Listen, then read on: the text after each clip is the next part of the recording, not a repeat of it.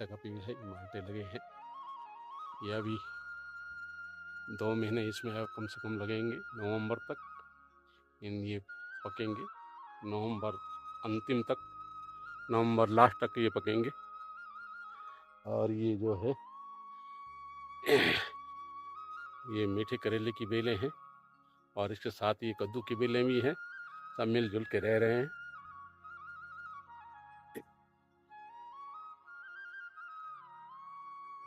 ये चौलाई है, चौलाई ये जिसके व्रत के रूप में लड्डू बनाए जाते हैं, कई काम में आते हैं। इसे रामदाना भी कहा जाता है। पहले हमारे खेतों में बहुत होता था, जब हमारे गाय भैंस बकरी वगैरह रहती थी। तो चौलाई जो है, चौलाई के बदले नमक, गुड़, तेल और चप्पल वगैरह दुकानदारों से लेते थे। उसके बदले वो देते थे, हम चौलाई देते थे, उसके बदले वो अन्य सामग्री देते थे। जैसे हमें चाहिए चप्पल चाहिए, पूड़ चाहिए, या चावल चाहिए, या आटा चाहिए, या कुछ दालें चाहिए, तो दुकानदार हमें नगद नहीं देते थे, उसके रूप में हमें देते थे। मेरी बुआ आ रही थी, पता नहीं कहाँ चलेगी, बोझा लेके। अभी नीचे ही है, 84-85 साल की है और अभी खेतों में लगी हुई है। तो मैं उसी के लिए इंतज़ार कर रहा था कि उनका देख करके ये बताने की कोशिश कर रहा था कि पहाड़ का जीवन कितना सुखमय होता है। सुखमय ये कि पहाड़ में आदमी का शरीर स्वस्थ रहता है, स्वस्थ रहता है।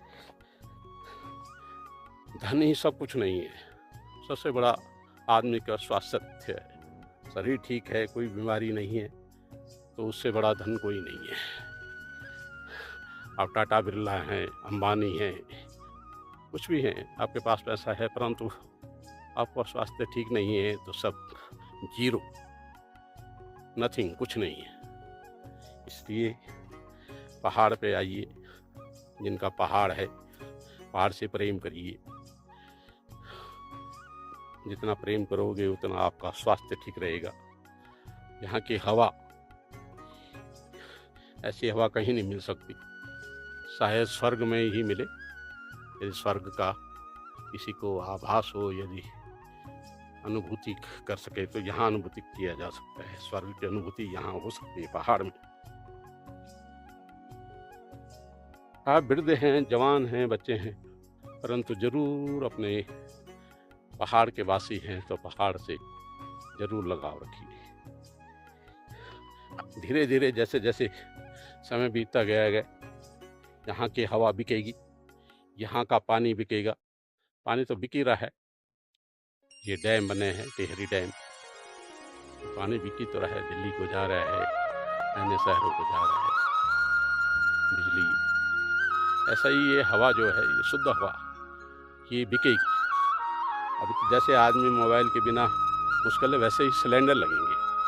यहाँ की हवा जो है पैक होगी, सिलेंडरों में पैक होगी, और गाजियाबाद, दिल्ली, नोएडा, गुड़गांव, बंगलार, पूना, यहाँ सप्लाई की जाएगी।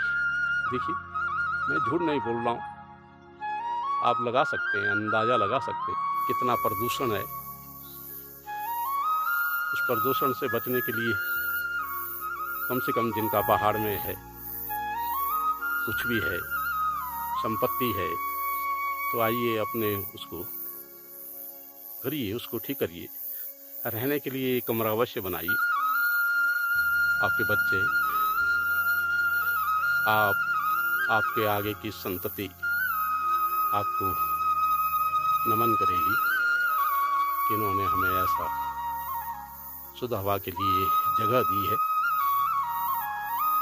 मजबूरी अलग चीज़ है, मजबूरी में नौकरी अलग चीज़ है।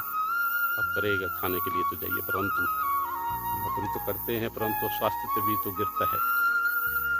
गंदी हवा, यहाँ तो सब कुछ ठीक है।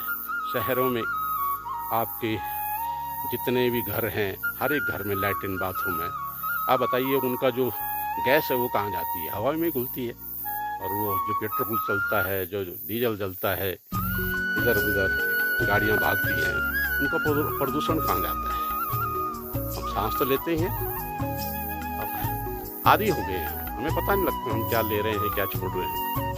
इसी से बीमारियां बढ़ रही हैं, पता ही नहीं लग रहा बीमारियों का कौन सी बीमारी है। कई बीमारी ऐसी हैं जिसका इलाज ही नहीं है।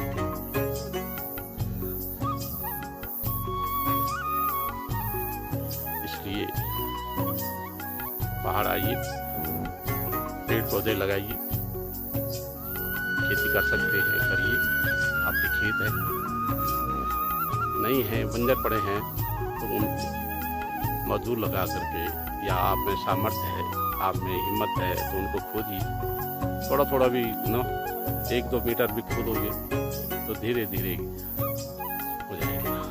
अब तो आधुनिक युग है, अब तो इलेक्ट्रिकल हल आ गए हैं, बिजली के कई किस्म की वो है। दिक्कत कोई नहीं है, दिक्कत तो हमारी सोच में है।